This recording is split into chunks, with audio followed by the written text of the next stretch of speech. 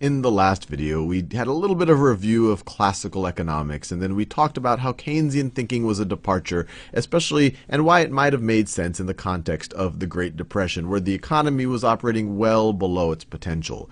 What I want to do and it may be true any time that the economy is operating well below its potential. But what I want to talk about in this video is how Keynesian thinking can sometimes be dangerous. And one thing I do want to emphasize over the course of this video is Keynesian policies are often associated with people on the left, with policies on the left, Democrats in the United States. But the Republicans also are, for the most part, especially mainstream Republicans, especially the last several administrations, they have practiced what can only be described as Keynesian policies. When the economy started to recede, they tried to stimulate it by shifting aggregate demand to the right somehow. And we'll talk about that they tried to do it in a slightly different way through tax cuts instead of government increases, spending increases, but it was Keynesian in its underlying thinking. Now, just as a bit of a kind of backup, I'm going to talk a little bit more about that cycle that we talked about in the last video. So if you had person A, person B, person C, and person D, or maybe they're firms, and B supplies A supplies D supplies C, and C supplies B. And for the sake of simplicity, we said that they're all supplying 2 units of their good and service to each other. And let's just say that C has a bad dream, feels pessimistic, ate something bad, and all of a sudden isn't feeling good about the future and wants to buy less just out of caution. Maybe wants to hoard a little bit of cash just in case C needs it. And so he buys a little bit less from D. So he buys a little bit less than D, but D says, gee, my business is bad. Now I can't afford as many goods and services.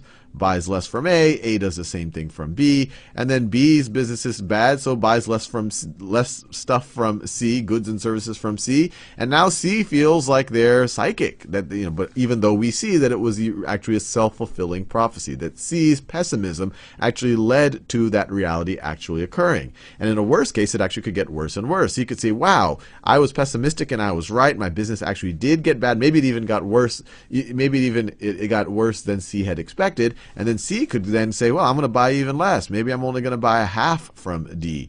Maybe I'm only going to buy a half from D now. And then D says, maybe I'm only going to buy a half from A. And that cycle could go down and down and down until each of them are just buying exactly just what they need to get by, even though they all could be producing more. The economy could be producing more. It could be wealthier, and they all could be way better off.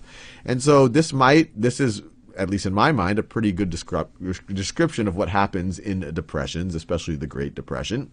And so there might be a rationale to say, hey, look, why doesn't the government come here at some point in this economy and stimulate demand? So why doesn't the government come here? So let's say B is already buying 1 from C. The government comes and says, hey, I'll buy another one. I'll buy another one from C. And then C says, hey, gee, things are good again. I can buy 2 from D. D could buy 2 from A.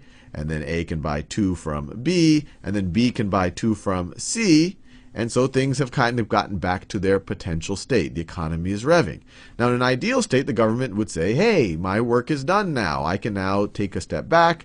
I could take a step back, and I don't want to overheat the economy. I don't want to push aggregate demand too far to the right and cause inflation.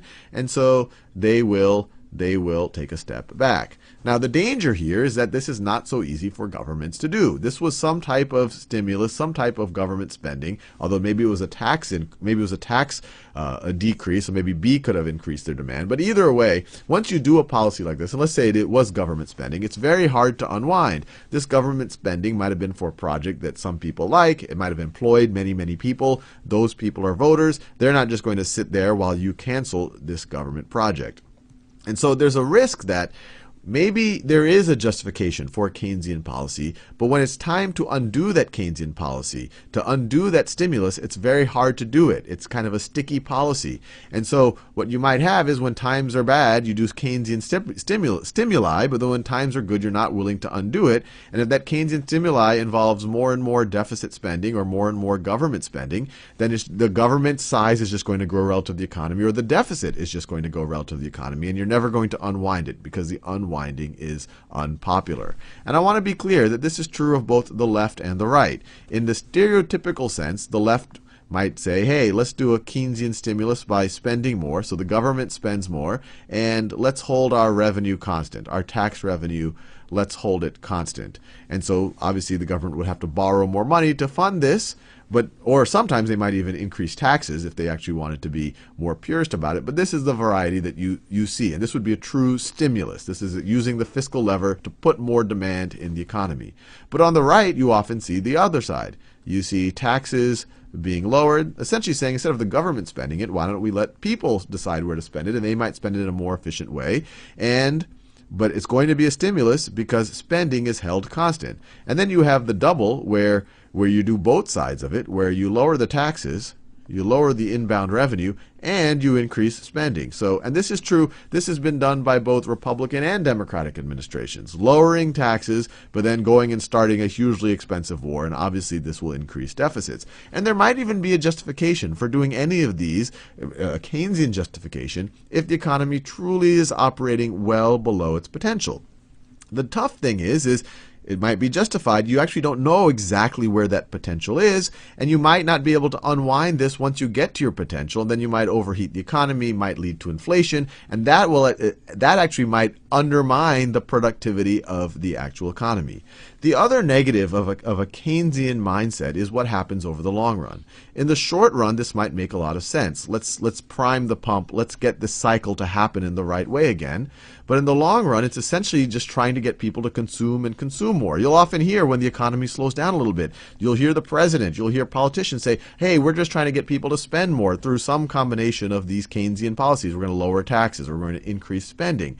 But they never say, you'll never hear them say, hey, we want people to save more so that we can invest more, so that in the classical sense, we can increase our total productive capacity. Now, the U.S. has kind of gotten a free pass on this because the U.S. has been doing essentially the deficit spending. It's been able to do the Keynesian stimuli, and that's why the U.S. consumer keeps spending more and more, saving less and less. The government is doing the same thing. But the U.S. has also been getting investment because it's the foreigners who've been saving and then plowing that money, and they've been essentially investing in the U.S. so that the U.S. could increase its productive capacity.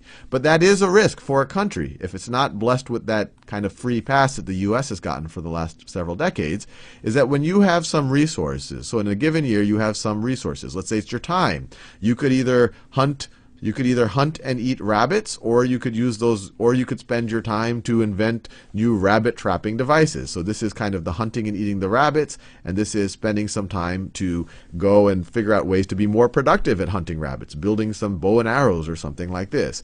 You always have a trade-off between consumption and investment. And Keynesian policies, they're all about, hey, let's get consumption as high as possible. And that might be a good idea in the short run, especially if we are operating well below our potential, well below our full capacity utilization. But it could be a risk in the long run if you don't get the free pass, because you might have underinvestment, and in the classical sense, you're never able to move your potential to the right.